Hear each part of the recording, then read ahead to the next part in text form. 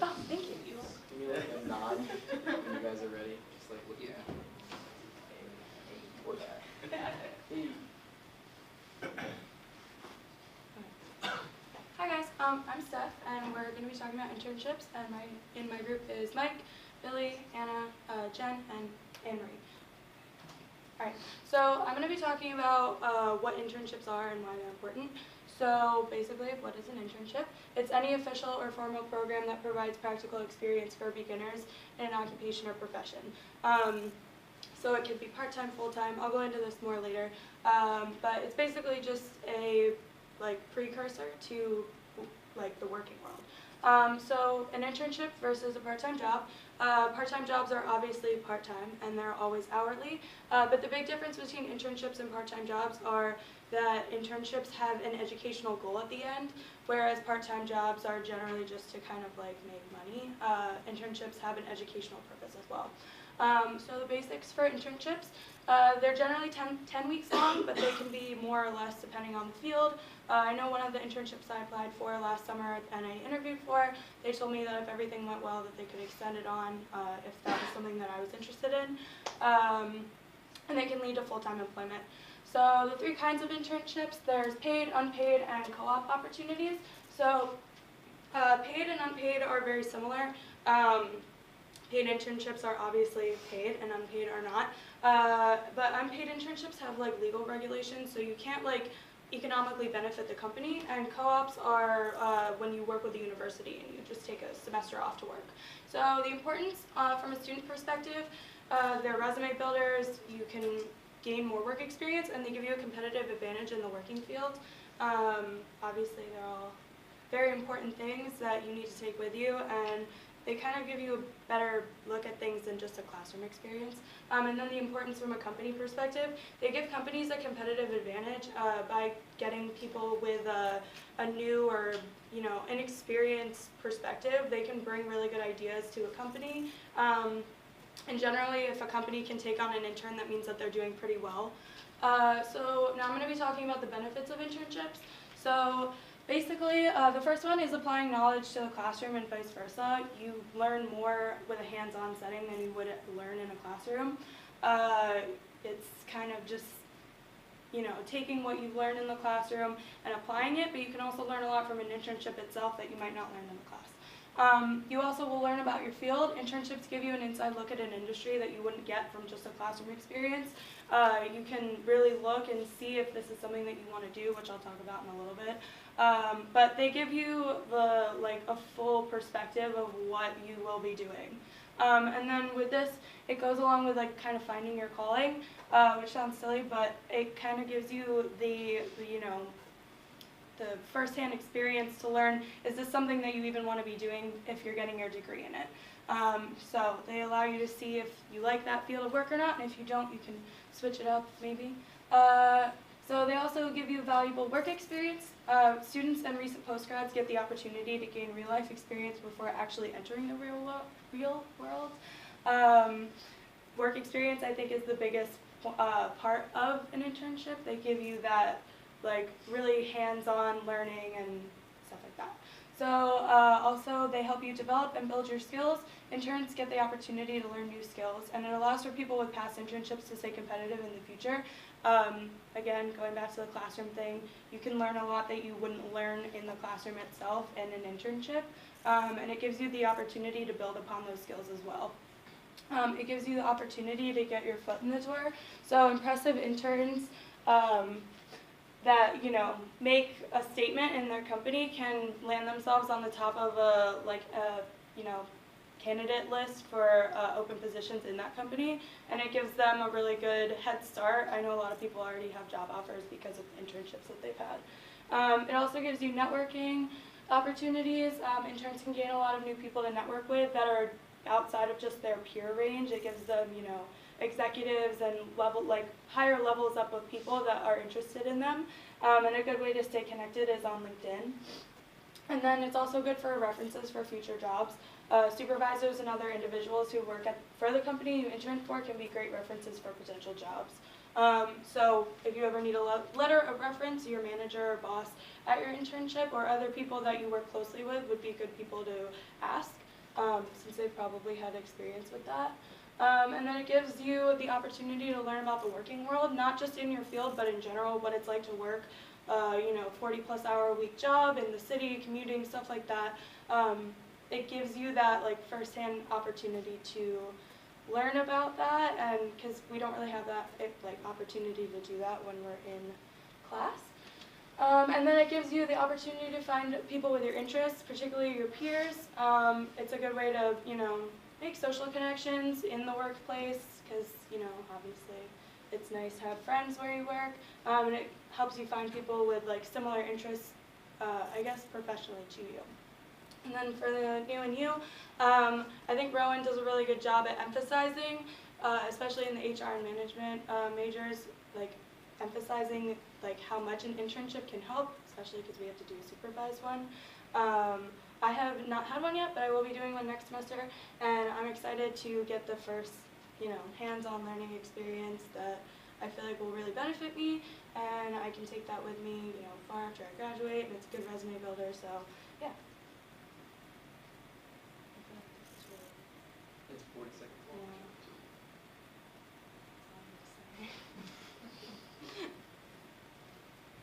Alright, so now I'm going to pass it off to Anne-Marie, and she's going to be talking about finding an intern. Hi everyone, my name is Anne-Marie, and I'm going to be talking about how to find an intern that fits your needs in the company. A lot of the conversations today that we have are about how to be a standout candidate to be an intern, but now that we're going to be entering the real world, we're going to have to start actually finding an intern ourselves, so it's kind of flipping the conversation a little bit. In the same way that it's kind of overwhelming to know where to start looking for an internship, it will be overwhelming to figure out where you want to post your job description and everything. So I have a couple places to start. A lot of websites like LinkedIn, Indeed, Monster, and as well as university search engines. If your job is near a university, you can try to reach out to them to target it specifically at different types of students. So some LinkedIn tips. When you're looking for an intern, we all know that you're supposed to have a more professional looking profile, but now you're going to be on the side of trying to narrow down which profiles you're interested in. So the selfie is obviously inappropriate for a LinkedIn profile. Also on LinkedIn, you want to look for detailed profiles. They should have a lot of things about how they have applied their education in past experiences or how they're looking to. So if they have a certain major or a certain minor that they want to gain more experience in, their LinkedIn should say what exactly they're looking for in that way. So in the same way that I talked about having detail, this woman's talking about how she's seeking a full-time position. So while she's not seeking an internship, she is very clear in what she's looking for. And in her summary, she talks about what her major was and some different classes that she took that are going to be beneficial to her in the workplace and how she can use those. So some websites that you can post on in addition to LinkedIn, Monster and Indeed, most people know are just kind of general. Glassdoor is great because it talks about salary expectations. So it talks a lot about different internships and if you're not sure what to pay the person or if you're not sure what they'll be expecting, that kind of gives you a little bit of insight, as well as prof jobs or different university type search engines. So the resume should be kind of an extension of your LinkedIn. The LinkedIn's kind of intended to tease the person that's looking for a candidate, but your resume should have a lot more information on it. It's easy to initially weed out unprofessional resumes or resumes that don't fit the job qualifications. So your resume should use a more standard, normal font. The cutesy, fancy fonts are great when you're in high school and making a presentation, but they shouldn't be used on a resume for something where you're trying to look like you're going to be in the real world and be a professional business person. So also they should be detailed as well, even more detailed. So the LinkedIn profile is going to talk about kind of what you did at the job, but the resume is going to talk about how you were, different things that you also learned and experiences that you gained through it and how you're looking to continue to use those. So this person has competencies included and just different skills that they have. Cover letters, a lot of jobs have listed cover letter optional. So employers are looking more for people that are going to go the extra mile. So you should be doing that as well, looking for people who go above and beyond or dedicated to trying to find this job. Another great thing about the cover letter is it usually says why they want the position, so you can look at that. We all definitely, I feel like most of us have probably been asked by one of our friends to be like a fake reference. So another piece of advice would be to definitely always take up references, like call them and find out, A, are they legitimate, and B, are they people that just have good things to say about whoever you're calling about. Phone interviews are a great way to narrow down your candidates. You're not wasting the time of having them come in and taking time out of your day to go get them and greet them and take that extra little bit. But instead you can just kind of chat with them on the phone, figure out if they fit what you're looking for, and then from there you can call them in if they do. In a real interview, it's a good idea to have multiple people interview the candidate, whether that's in a group interview or just have them come in multiple times and talk to different people. That way you're avoiding bias and you're getting perspective of a few different people that they could be working with. That's especially good if they're meeting with maybe a supervisor and then another employee that they could be interacting with. Your interview questions should avoid bias. We all know the questions to avoid so that you're not accused of discrimination, as well as you should be taking notes so that you remember. If you're doing a lot of interviews, you might kind of forget what they said.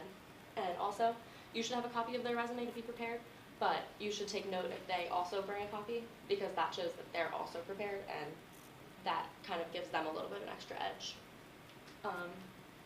So the questions that the employer or the candidates might be asking, you should have answers prepared and know what you like about working there, but you should also think about what kind of questions they're asking. So if they're asking questions about like the trajectory of the position, that means that they're committed to your company and wanting to stay. But if their questions are just kind of surface level, then maybe they're not looking to stay that long, and you should try to figure out if they're an intern that's going to want to continue their career there. Also, a thank you letter or a thank you email, we all know that we're supposed to send them, but it just kind of gives that extra push. And so I had an experience interning with Gannett Fleming in the HR department. I was doing like a compensation analysis project, and I actually got that through connections. I talked a little at the beginning about how you should use your connections if that's a way to do that, but I knew the woman that worked there because my boss at a high school job had connected me to that woman. So right now I'm interning with Roxanne DeJosie Insurance, and I got that through Chess Match, which is another one of Rowan's connection programs for internships, and that's been really handy. So it's good to know what kind of university programs companies also can connect to. And a company that I recently interviewed with, Northwestern Mutual, did a really neat thing where they had a personality quiz that you had to take before you came in, and then they still had me come in even though the position they were looking for I didn't fit. And I thought that that was really neat that they took the time to tell me what kind of position I would be better suited for. And so I just think that that company really stood out to me for having a caring attitude, even though they weren't looking to have me intern. And next up, Jen's going to be presenting. Hey guys. Today I'm going to be talking to you a little bit more about internships, but also the do's and the don'ts, so you can kind of avoid the things that are bad to do for interns. So kind of to begin, to reiterate a little bit of what my peers have already said. I just kind of want to go through why are internships important. They're especially important just for companies because it helps to build relationships between universities and also helps to provide a win-win situation. It's a win for the intern because they're able to gain experience, but it's also a win for the company because they're able to gain the intern and also gain a new perspective. So kind of to build off of gaining a new perspective, we all need to do a little bit of a perspective switch. We're all students here, but we need to start thinking like employers. As an employer, you kind of want to start thinking, what are you looking for in an intern? Are there certain qualities? Are there certain characteristics? Are there certain skills you want your intern to have? You want to make sure you keep all that in the back of your mind. You also want to know what you're supposed to be looking for. Obviously, quality resume and good communication are really important. But you also want to think, does the person have interest in my company? And are they turning their experiences into assets that will help to benefit our company? So once you think about that, the next thing you want to start thinking, is it the right time to hire an intern? Interns, they take time. They do take training. So if you don't have the time, it's not a great time to hire them. They also, there's a difference between interns and seasonal workers, so you want to make sure you know the difference. And you also want to look at your managers. Your managers have to be great leaders, and they have to be great role models for the interns. So once you consider all this, and you hire your interns, now that you have them, you may ask, what's next? You know, is there a proper way to treat them? Is there a proper way to train them? Are you supposed to pay them? Are you supposed to hire them once the internship is over? You may have a lot of these questions. So the next thing you want to think of is the things that you should do. And A, you absolutely want to pay your interns. If they're adding value to your company you want to compensate them. It's going to be a huge incentive to the interns,